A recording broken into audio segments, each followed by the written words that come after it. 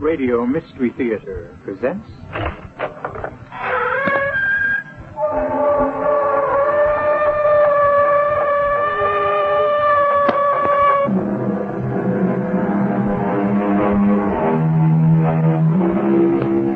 Come in.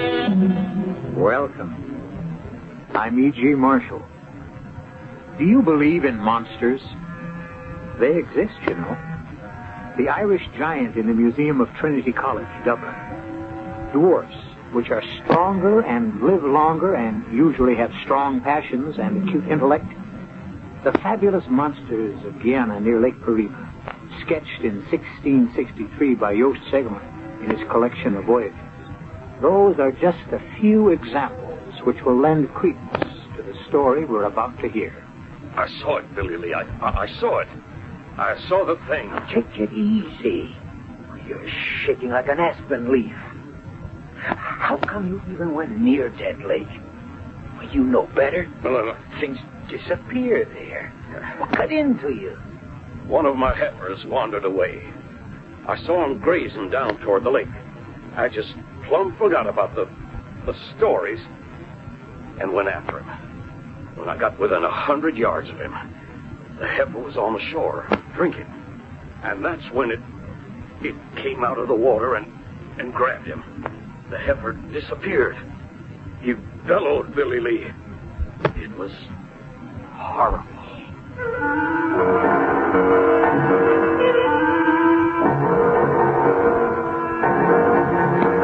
Our mystery drama, The Horror of Dead Lake, was written especially for the Mystery Theater by Roy Windsor and stars William Prince and Gordon Gould.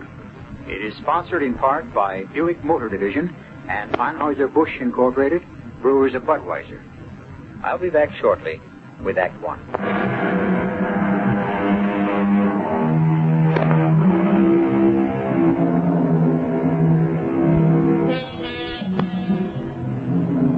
Since the earliest times, monstrosities have attracted attention and have engendered the cloying fear we experience in the presence of the unnatural. The Loch Ness Monster, for example. Is it fact or fiction? The search for it still goes on. Cyclops? The monster with one eye? Oh, there undoubtedly was such a creature because there still are. Really. At a point where the nose sticks out from the forehead, there's a single orbital cavity with an eye in it. Well, in this tale, we encounter another deviate from nature when we discover the hideous thing that inhabits the Dead Lake. Claude, Yes? was it all right? Not too grim? No, it was all right. I know how much you loved your father. He lived a long life, and he didn't suffer. The lawyer went over things and assigned them to me. The savings, the old house, that kind of thing. It was sad, come to think of it. But it's over now. You know, Polly, there's something I never told you because I'd forgotten about it. So had my dad, for that matter. Oh? A castle in Spain? A map where the treasure's buried? You know, you're not so far off at that. My dad left me 50 acres of land near a small town in Florida, Orisville. 50 acres? Mm-hmm. And with land down there selling for a fortune? Well, not this land. There's something funny about it. A long time ago, back in the early part of the 18th century, a certain Silas Baxter, an ancestor of mine, was, I kid you not, a pirate. Claude. He must have run a pretty good ship, because when he left the sea, he bought those 50 acres and built himself a castle. He called it the Captain's Doubloon. A castle? Oh, not a great big one, but big enough. The history of the Captain's Doubloon has been handed down from one Baxter to another. It was among my father's papers. I see. What I've been left is the Captain's Doubloon in a state of ruin, the acreage, and something named Dead Lake. Why? Because nothing lives in it. That's creepy. My father never had any interest in the property. I don't know if he ever saw it. But we do own a ruined castle and 50 acres of land. With a dead lake where nothing lives. That's right. Claude, we ought to sell it. I think so, too. You know, it's funny nobody has ever wanted to buy it. Maybe they did. But my father never said anything about it to me. That's late. Claude, Yeah? let's go see it. You mean it? Sure. Florida's no big trip from Philadelphia. Can you get time off from your job? I think so. I could take off Friday, and we could have most of Friday and the weekend. I can't promise anything, Polly. The captain's doubloon is a ruin. Maybe the acreage is worthless. But what about Dead Lake? I'd like to know why it's dead. Wouldn't you? Yes. Tell you what I'll do. I'll telephone the lawyer who settled my father's estate. Maybe he can give me the name of someone to see when we reach Orisville. I don't think Orisville's much more than a widening in the road. I'm so excited. A deserted old castle, a dead lake. Makes chills run up and down my back.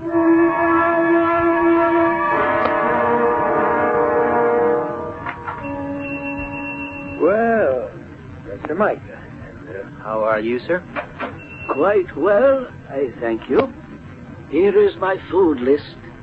Can you also obtain the chemicals I've written down here? Yes, sir. No problem. I'll have one of the boys drive over to collect. I gotta pay him, of course. I understand. I will give you these. I have before. Yes, sir, you sure have. Doubloons. My goodness, what pretty coins. Solid gold. Mind if I ask you something, Professor? Johnny Reed was in here yesterday. He's scared white. A heifer of his wandered down to the shore of Dead Lake, and Johnny said some kind of thing. Grabbed it, dragged it under the water. Johnny said it bellowed something terrible. Did you hear it? You know anything about it? It is wise to stay away from the lake. I do not go near it. I remain in the castle and do my work. Well, maybe not for long, Professor. You've been squatting there so long, I guess you feel you own the place. But the real owner's coming to Orisville Friday afternoon, tomorrow. A fellow named Baxter. Same as Captain Silas Baxter. He stole all them doubloons from the Spanish. Like these you just gave me. I have found a few. Where'll you go? Baxter tells you to get out. I will have no choice. I would leave. He will discover that the property is worthless. When he goes home, I will return. Maybe. You got this idea of developing the land and selling it for home sites. You have tried to do that before, Mr. Billy Lee. I sure did. Those persons I drove over to look at the land never did find their child. Quicksand. Not according to the sheriff and his men. They scoured, dredged the lake. All they found was some of the child's clothes. Yes, regrettable. The lake is dangerous. Why? There are unknown things in nature. It is better to let them remain unknown. Now, I will return tonight for my supplies. Oh, hello there, Professor. Good morning. I tell you, Billy Lee, he gives me the creeps. He may be gone soon, Johnny. Yeah? How come? New owner's arriving tomorrow. Named Baxter. I can't say I'll be sorry to see Professor Micah go. He's in league with the devil. You remember that parrot? Oh, I sure do. Grew to have a wingspan of 10 feet. Vicious thing. I remember we all went out and gunned it down. A horrible thing. Where did it come from? His experiments? That was just an ordinary little old parrot, no bigger than a crow. You saw what it became. Micah did that. He's always experimenting with something. Look here. More doubloons. Wonder how many he's got. Just a few, he says. Old Silas Baxter's supposed to have had thousands of them. But even if that old ruin's full of them, I wouldn't go near it with an army. You gotten over your scare? No, and I never will. That was the awfulest thing I ever saw, that poor heifer being pulled under the water by some thing. Now, what did it look like? What I saw of it was a kind of red color, round and fat, and it had horns kind of sticking out front like feelers. There ain't no such thing, Johnny. Back up on that, Billy Lee. I saw the thing. You say the new owner's showing up tomorrow? That's right. His wife. Staying in my room's upstairs. You take them over to their property? Well, expect so. And let me tell you, stay away from the lake. And keep them away from it, too.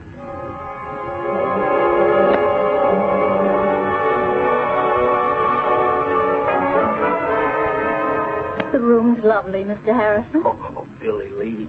Well, I'm pleased you like it, Miss Baxter. It's fine. I like your store, too. Oh, it ain't much. Just a general store.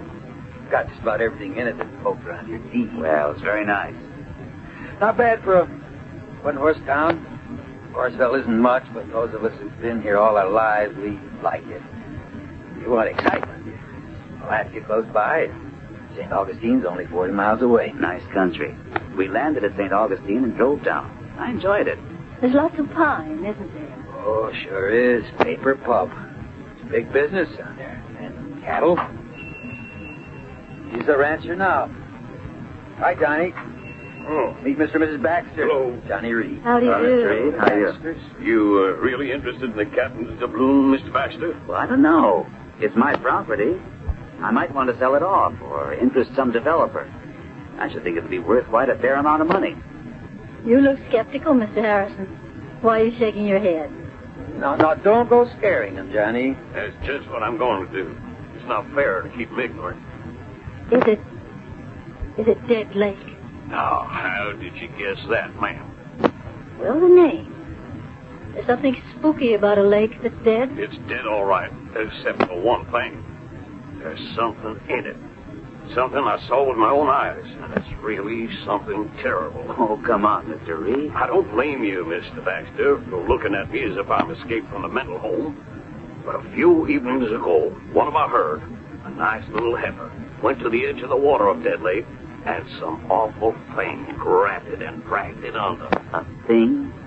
What's a thing? Nobody knows, Mr. Baxter, but Johnny saw something. And strange things have happened down there before. Oh, and another thing, Mr. Baxter. For over 30 years, a squatter's been living in the ruins of the castle. A man named Micah. He was a professor. I'll tell you about him when we drive out. Spoke to him yesterday morning and said he'd probably have to clear out. He agreed, but you'll meet him. A professor? And he's a squatter? What does he do? You'll excuse me for saying it, Miss Baxter. I think he consorts with the devil. Oh, that's a little hard to believe in this day, Mr. Harrison. He's some kind of scientist. Always sending for chemicals to Palatka to St. Augustine. He's, now what did he call himself? An something or other. Embryologist? What's that called? It's a branch of science concerned with the formation and development of the embryo. Teratology is the study of deviations from the normal. By golly, that explains the parrot with the 10-foot wingspread. What? It's the truth. I can swear to that, Mr. Baxter. Half the village went gunning for it. We shot it down. Oh, it's not possible. Yeah, neither is that thing that lives in Dead Lake.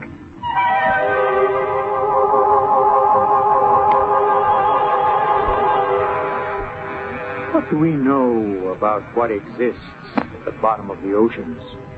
What prehistoric creatures live there concealed from our sight and knowledge? Monsters? Probably. There still are phenomena which we have not fathomed. What is that thing at the bottom of Dead Lake? We will encounter it when I return with Act 2.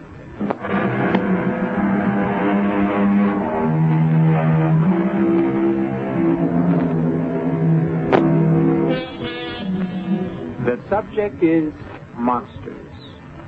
We seldom think about them, if we ever do, but there are monsters all the same.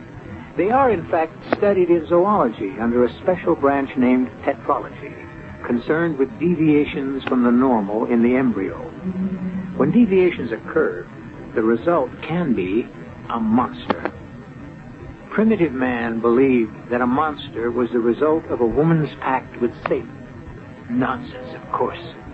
But the fact of the monster remains. What beautiful little birds you are. Which one of you will it be today? I have grown attached to all of you, but it must eat. An immutable law of nature. One feeds upon another, and that is how I learn. And that is what I live for, to learn. The great plant must live, and it is a carnivore.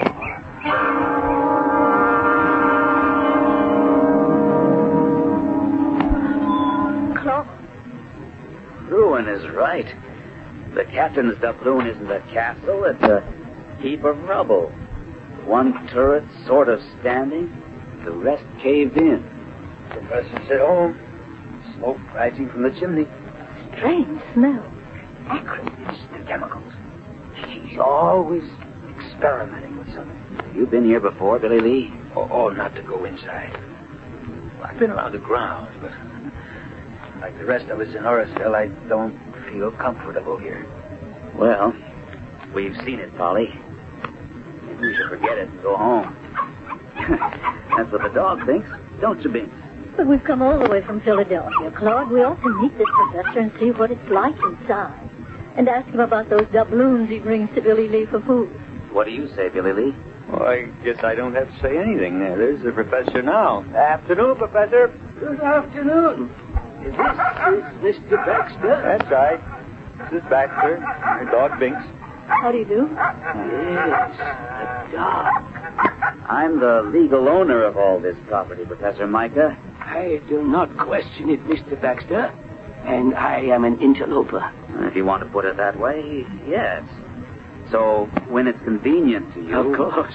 I will gather my few possessions and leave. You've been here 30 years. Oh, longer than that. It is an isolated place. I do my work here, my experiments. Like that monster parrot? I told him about that, Professor. You remember how some of us in the village had to gun it down? Yes, I have not forgotten.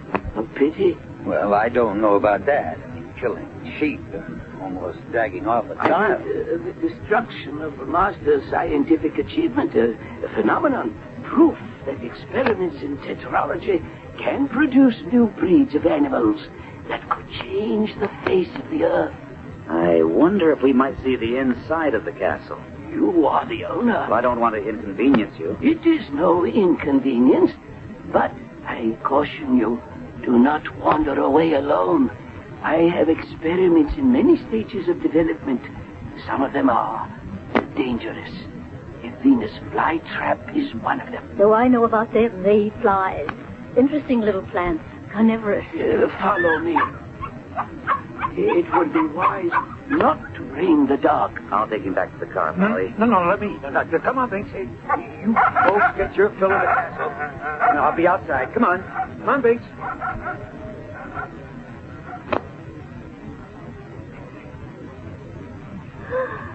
Oh, my goodness.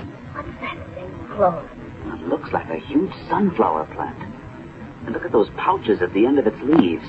They're bigger than a pelican's pouch. Much bigger and much more dangerous. It is a Venus flytrap. It can't be this small. But by controlling its growth from a seedling, I have created a new species. It is very powerful. Look, Polly. It's leaning toward me. And it's opening up. Claude. Do not approach it, Mr. Baxter. If it should seize your arm... Oh, that's horrible. Claude, stay back. Well, that's the first thing that will go. I'll take an axe to it. Let's get out of here, Claude. You live here, Professor? Yes, in the ruined tower. This is my plant room. Is there a basement? Yes, but except for me, the dungeon is unsafe. You've got more things like this down there? My experiments are varied. Professor, please clear out as soon as you can and destroy these experiments of yours. That's Binks. Claude, that's Binks. He sounds like he's being killed.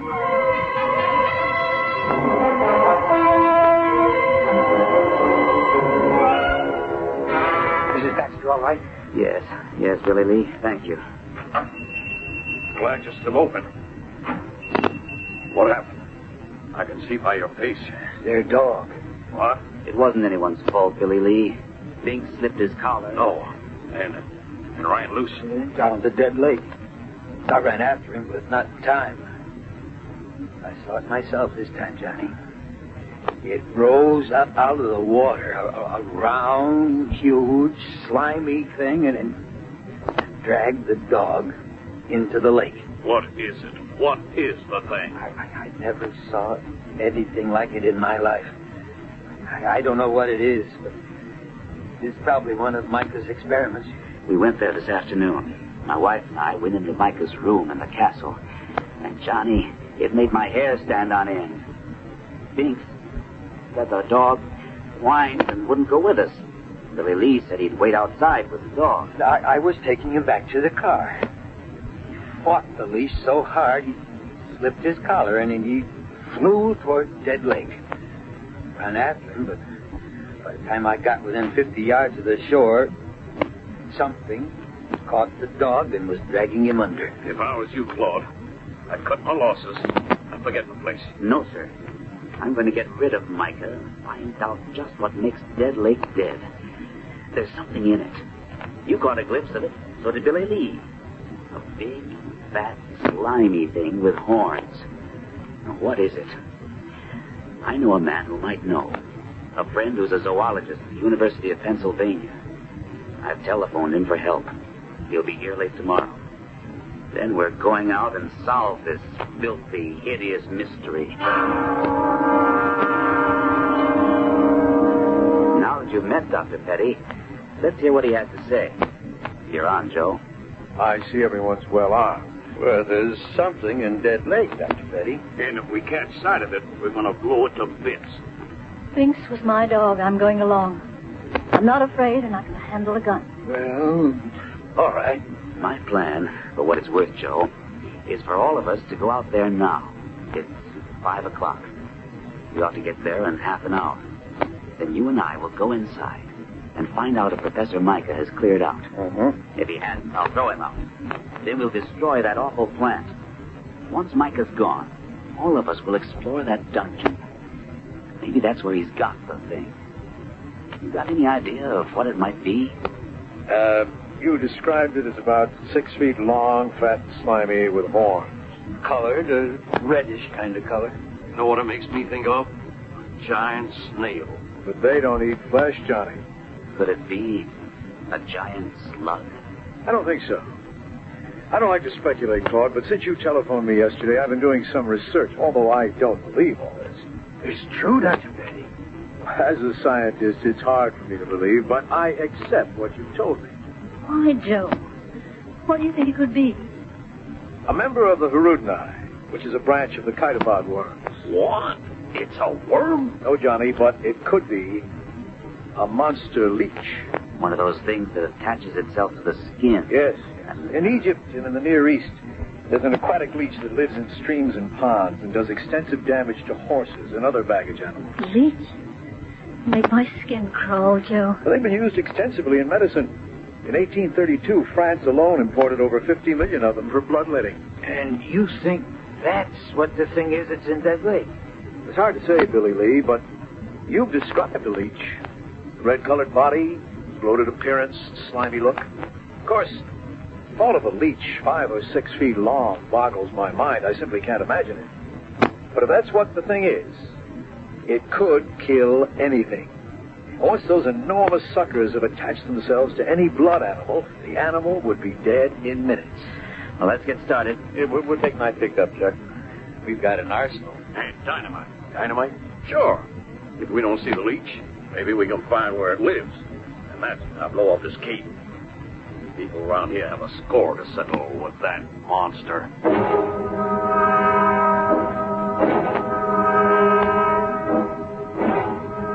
I told you to get out, Professor Micah. So you did. And I will leave now. I have not had time. Out. You have a rifle and a shotgun. Why? We think there's a monster leech in Dead Lake, and we intend to destroy it. Fantastic. I want you out of here. I have packed what I can carry. The rest I leave to you in the name of science. Get out, Professor. I never saw anything like it, Claude. Look at those traps undulating and stretching toward us. He said it's powerful. That's the first thing we take care of. You have the shotgun, Joe. Look at it. Inching toward us. I'll release the birds. They're what he fed to the plant. Look at them go. Joe, call the others, and we'll try the dungeon. Come with me. We don't want to be separated. You've got a point. What a devil's hole this is, Joe. Let's get the others.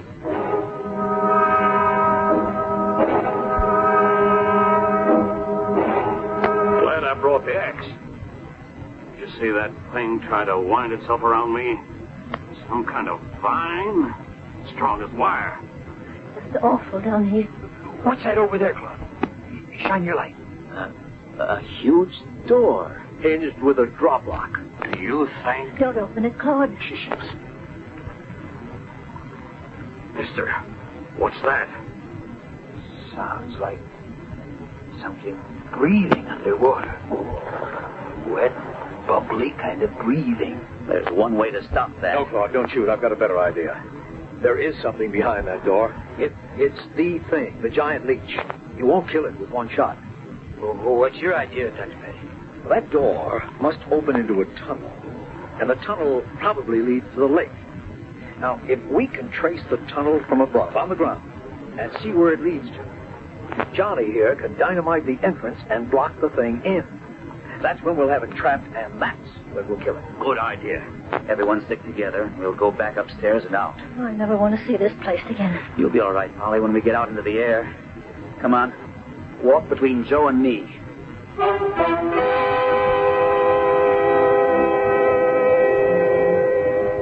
Is it possible? In nature, most things are. And nature, with a prod from an experimental scientist, has created a monster. A giant, predatory, hideous monster leech. I'll be back shortly with Act 3.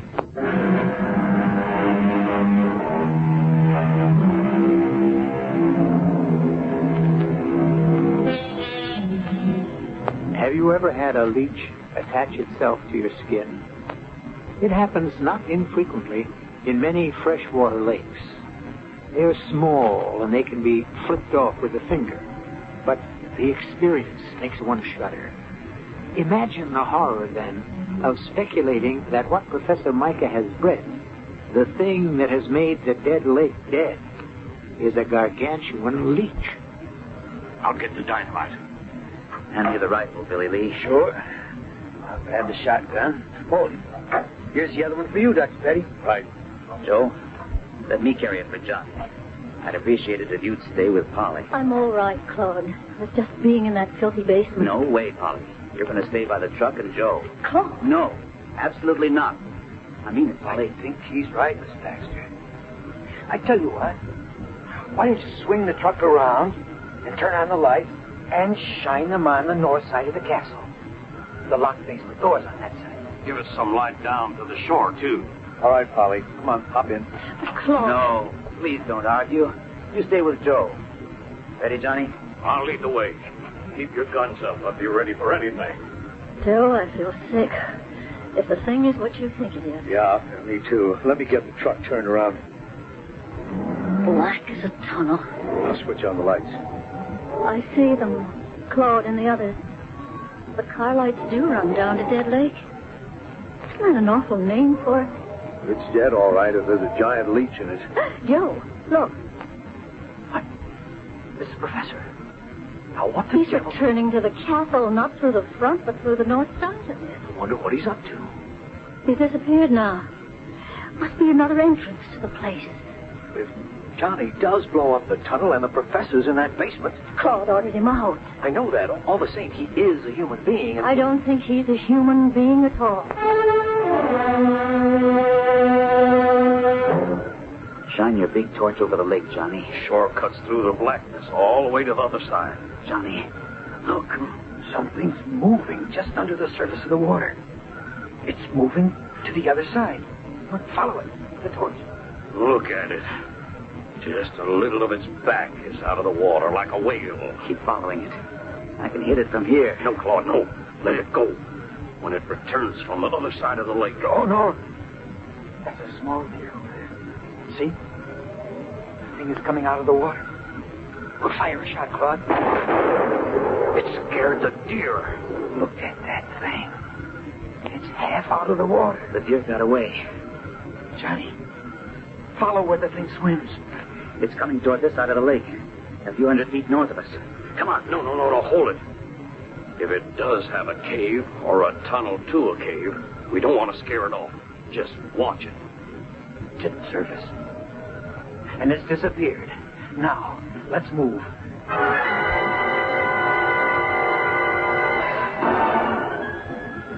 All set, Johnny? Yeah. Here. Back toward the castle. That's it. Look. Yeah. The force of the explosion in the tunnel lifted the ground above the tunnel. And now we can see its path. It does go to the castle. It goes to that barred door in the basement. We've got the thing trapped. Maybe it's dead. That was a terrific blast. We gotta make sure, Claude. There's only one way to do that. We have to open that big barred door.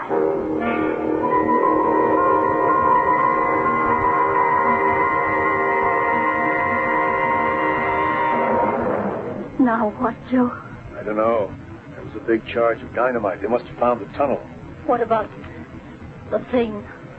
Dead, probably. Just the force of the detonation could kill it, but I don't know. Look, they're coming back.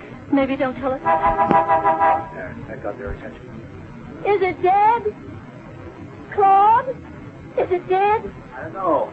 We hope the explosion caved in on the thing and killed it. But we don't know. And there's only one way to find out. We have to go back into the castle. Oh, no. We have to, Polly. You saw it? Enough of it, Joe. It's a leech, all right. A monster leech. How big, Claude? At least 6 feet long, round as a hippo, and reddish in color. When it came out of the water, it writhed like a snake, and its blood-sucking cups, or whatever you want to call them, were bigger than $50. It's the most revolting creature I've ever seen. How in heaven's name did it ever come about? Experimental breeding and crossbreeding. Professor Micah developed gigantism in some strain of leech until he achieved one with monster size. Well, why would he want to do something like that? All scientists, Billy Lee, are fascinated by the subject of life. How it can be controlled and developed. He's in there, Claude. In the castle. Micah? That's right. The headlights from the truck picked him out just as he disappeared through some of those big stones on the north side. Well, then, we may have killed him. The blast. If that blast blew open that hinged door... Come on. Let's see where he went in. We'll follow him. Leave the dynamite detonating box here, Johnny. Grab this shotgun. You told him to get out, Claude. Why would he want to come back? Joe, I'm afraid. You stay here with me. There's nothing we can do to help. But if something should happen to Claude, and it was my idea to come down here, he didn't want to. And now if something should happen...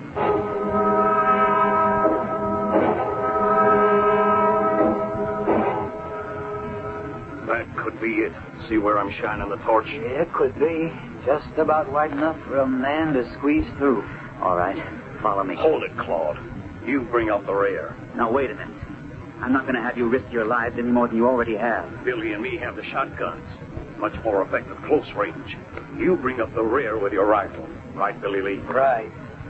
I don't know what to expect, but whatever we find, it's bound to be close range. And let's go, Johnny. This place is a house of horrors. Ought to be burned to the ground. It will be, once we know that the monster leech is dead. It's Micah from that big room in the doctor. Have your gun cocked, Johnny, and go slow. Look. Oh, good Lord. It's all over him. Move back, Johnny. Micah's dead.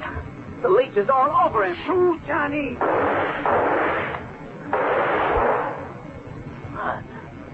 All over. Is it dead? Don't go near it, Claude. Some of the suckers are still working away. We have to get Micah out from under. Dead, Claude. Let's get out of here. You can come back when it's daylight. Get Micah. Hack that thing to pieces.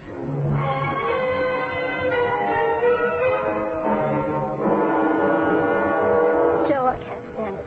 Just have to, Polly. We're not leaving this truck. But those gunshots, what did they run into? I can't guess. You can, but you won't. What if that blast of dynamite blew out that hinge door? If the thing wasn't killed in the tunnel? Hold it. They're coming out of the front of the castle. See the flashlights? They're safe. Oh, Joe, they're safe.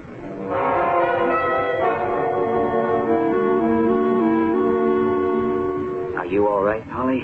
Still feel a little faint. When you saw Claude's safe returning to the truck, you passed out. I remember. Joe was right. Professor Micah had developed a giant leech.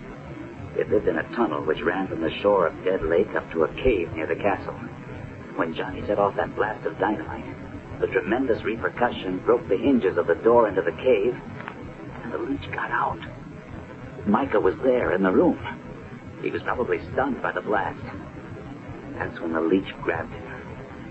There was nothing we could do to save him. It must have been awful. It was a nightmare, Polly.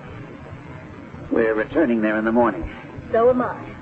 Polly. No, Claude. I got us into this, and I'm going to see what's in that room.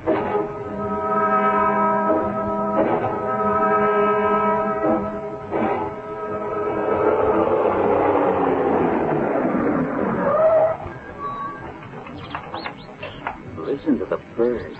Life has kind of returned to Captain Tabloon. I don't feel much like going down into that basement again. And I'm not sure it's safe for Miss Baxter. Don't you worry about me, Johnny.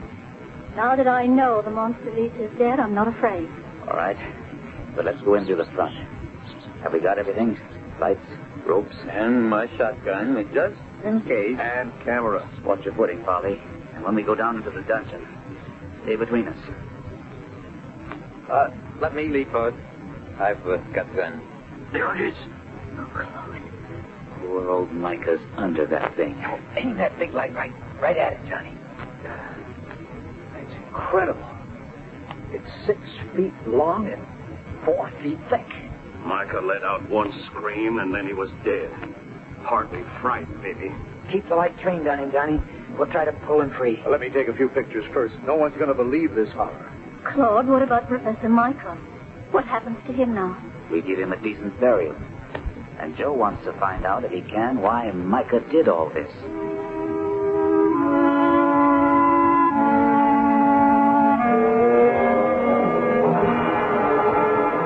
Billy and I searched the castle.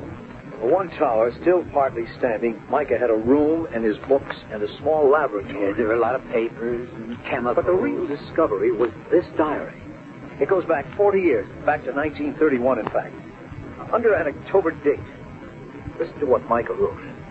Today, I was discharged as an assistant professor of zoology because I was consulted by a friend whose son was certain to die from acutitis. I urged the man's doctor to attempt a transplant. The doctor was repelled by my suggestion. I explained that in zoology, I had conducted many experiments in which I have saved small animals with various organ defects. My suggestion was rejected, and so was I. I have left. I intend to continue my experiments somehow, somewhere, south probably, but at least I will have the climate in my favor. And one day, I am convinced the name of Micah will be honored for his proof that life can be prolonged and improved. There it is. And a lot more. Poor man. He wasn't really mad. He just felt rejected. And because of his bitterness, his experiments became grotesque. Through that huge parrot, for example, he intended to prove to skeptics that man's magic, science, could reshape mankind and his environment. He was an intellect, and far ahead of the time in which he lived. And the giant leech? Like the parrot, another proof of what Micah maintained, control of life. And both got out of hand. I'm going to publish Micah's papers, Claude. And I'm going to burn the captain's doubloon to the ground, make that land habitable again, and stock Dead Lake with fish. That horror is gone. Nature, with a little help from me, will restore it.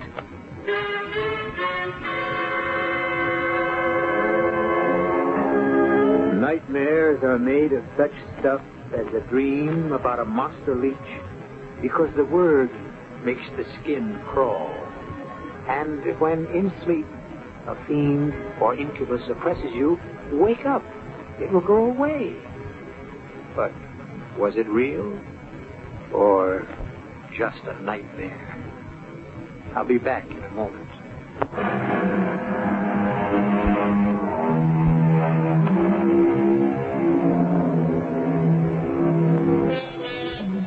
It is foolish, I think, to dismiss anything.